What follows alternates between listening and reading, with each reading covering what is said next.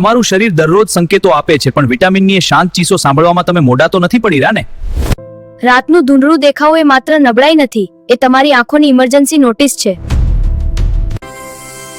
જો નજરને તેજ રાખવી હોય તો પ્લેટમાં ગાજર અને લીલી ભાજી હોવી જ જોઈએ. કુદરતની આ ભેટ તમારી આંખોનું અસલી રક્ષણ છે.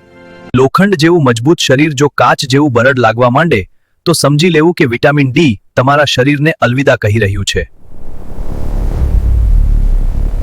દૂધનું કેલ્શિયમ એ ઈંટો છે અને સૂર્યપ્રકાશનું વિટામિન ડી એ સિમેન્ટ.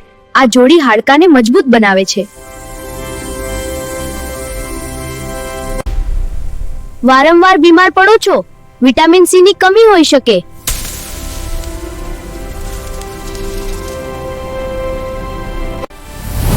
વિટામિન સી એટલે તમારા શરીરનો પર્સનલ બોડીગાર્ડ, અને લીંબુ નારંગી એ બોડીગાર્ડનું અસલી હથિયાર છે. વારંવાર ખૂબ થાક લાગે છે? વિટામિન B12 ની કમી હોઈ શકે.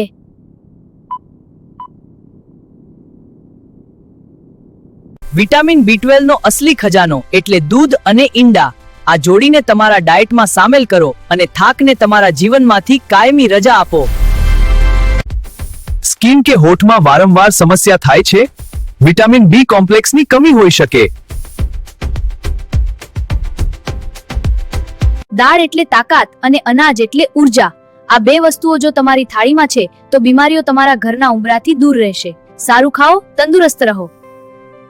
ચામડી સૂકી લાગે છે? વિટામિન ઈ ની કમી હોઈ શકે છે.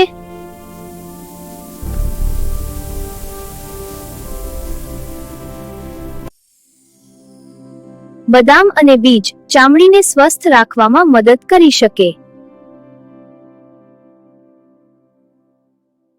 લોહી જલ્દી બંધ નથી થતું. વિટામિન કે ની કમી હોઈ શકે.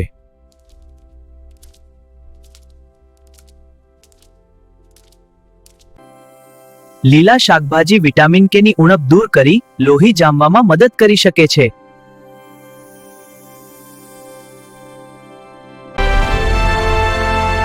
જો તમને વિજ્ઞાનની આવી મજાની વાતોમાં રસ હોય તો યુટ્યુબમાં ભટ્ટ અલ્પેશ લખીને સર્ચ કરો.